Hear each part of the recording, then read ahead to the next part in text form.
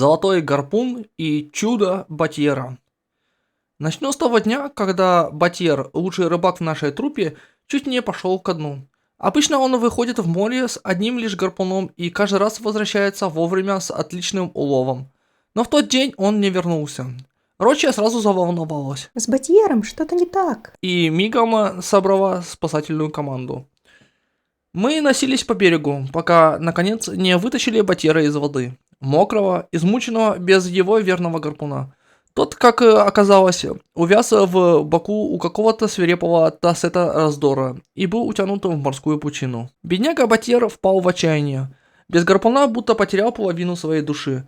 Рыба перестала ему клевать, а порой он просто лежал на черном песке, глядя в хмурое небо, и приговаривал, что даже облака насмехаются над ним, принимая форму рыбы, уплывающих все дальше и дальше. И вот однажды он закричал в небо: «А, да что же это такое?»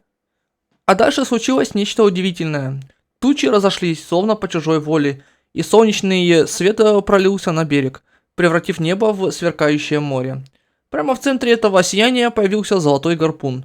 Он спустился вниз и точно лег в руку Батьера, будто никто и не исчезал.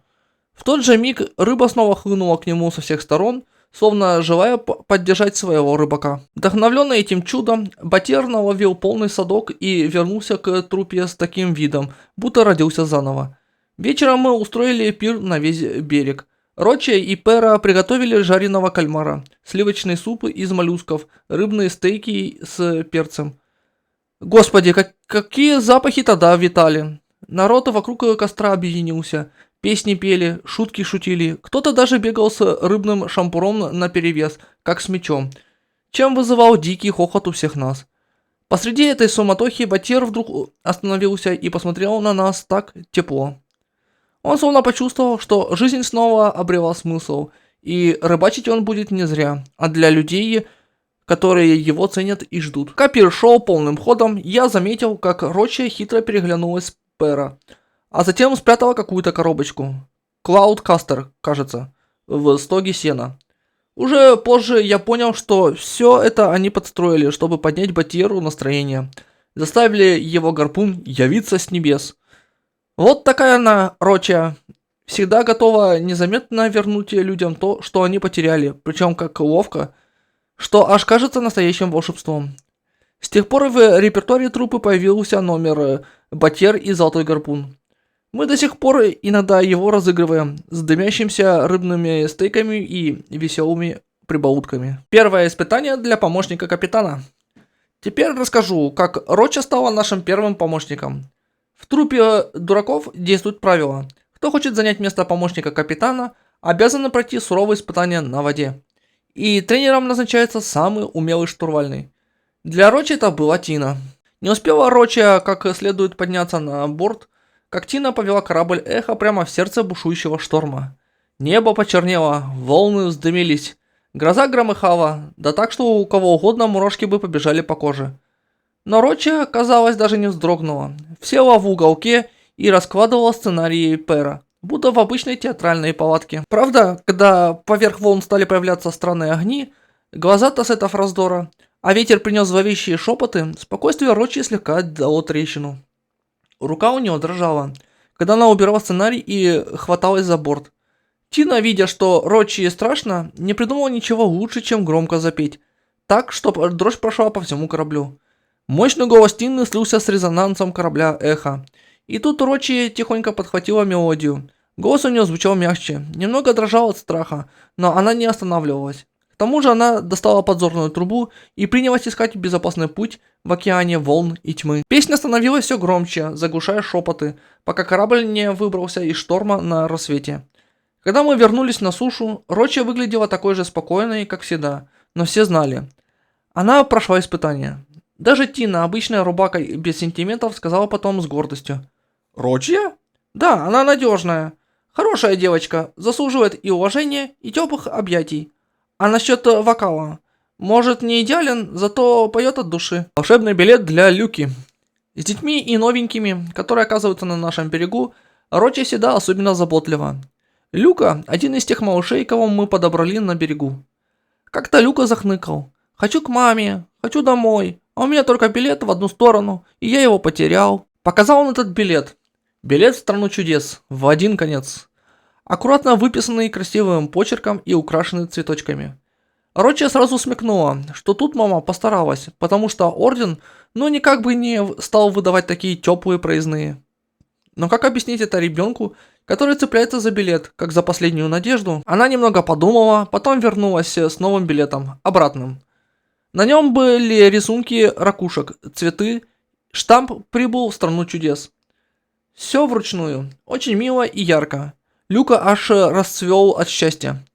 Такой вот она человек, может сделать простую бумажку, а вложить в нее столько надежды, что это способно согреть сердце ребенка.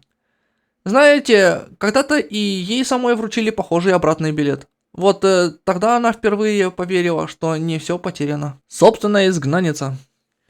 Дело в том, что Рочу когда-то тоже выгнали за борт привычного мира. Она росла в Рагуне, оттуда родом, но любила петь и ставить запрещенные пьесы, из-за чего быстро попала под прицел ордена. Итогом стала ссылка в конец изгнанников. Ее корабль разбился, она очнулась на пустынном берегу, один на один с водорослями, обломками и угрожающими тассетами раздора.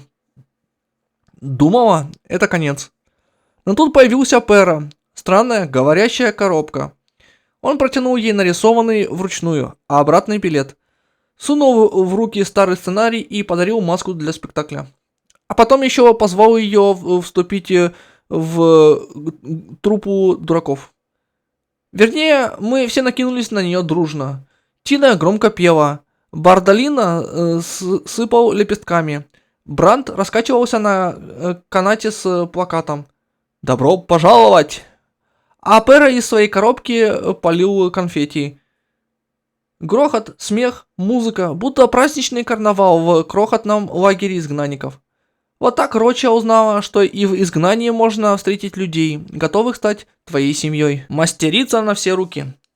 С тех пор Роча взялась за дело, стала нашей примой по реквизиту. Но это не просто бутафория. Когда она придумывает новые штуки для сцены или помогает людям вернуть утраченное, она как будто собирает осколки их душ и бережно склеивает в одно целое. То золотой гарпун вытащит, то сделает конфетти-пушку из подручных материалов. Мы и пьесы разыграли за эти годы немало. Батьер и золотой гарпун, Тина, штурман и сопрано, Бранд, отчаянный капитан, Пэра, таинственная коробка. Думаю, у нас уже больше 200 спектаклей. И каждый из них как искорка света в этом сумрачном месте под названием «Конец изгнанника». Прямо скажем, жизнь здесь непросто, но Рочи никогда не унывала. Она заботилась и о новых пришедших, и о наших провизиях, и об инвентаре. Никого не оставляла в беде. Возвращение в Рагуну. Так мы жили годами на этом богом забытом острове, пока издалека не донеслась музыка карнавала и лепестки цветов в честь нового лауреата. Все это шло из Рагуны. Сердца наши дрогнули. Кто-то ведь очень скучал по дому, а кто-то всегда мечтал увидеть мир дальше. И вот мы снова двинулись в путь. Когда мы ступили на улицы Рагуны, я заметил, как в глазах Рочи мелькнула теплая искра, будто она вспомнила давний аромат пиццы из Траттории Маргарита и песни, которые когда-то распевала у оперного театра Одиссея. Но возвращалась она уже не той девочкой, которую выгнали за неправильные песни.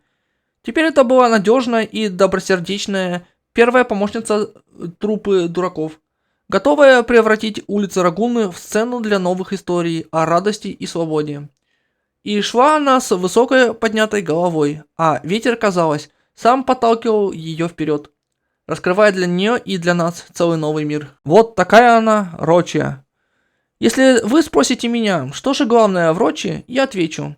Это способность оставаться спокойной среди шума и хаоса и при этом всегда заботиться о каждом, кто рядом. Она вызволит тебя из морской пучины, когда все остальные опустят руки, и наутро улыбнется так, будто это было вовсе не чудо, а обычное дело. Она сделает фальшивый билетик, который, конечно, не перенесет тебя домой на самом деле, но придаст силы не бросать надежды. И она, не колеблясь, сразится со штормом, хотя сама в глубине души может бояться не меньше нас. Так что если когда-нибудь окажешься на берегу конец изгнанника, или в переулках Рагуны в поисках трупы дураков, прислушайся. Услышишь звон инструментов, смех и, возможно, хрипловатую песню Тины. Где-то за кулисами ты увидишь и Рочью. В одной руке кисть, в другой сценарий, и на лице ее теплая улыбка. И знай, если тебе что-нибудь понадобится, помочь, подбодрить, одолжить реквизит для твоих собственных сумасшедших идей, она обязательно найдет способ. Ведь для нее главное, чтобы каждый чувствовал себя нужным и уже не боялся заглянуть за край сцены.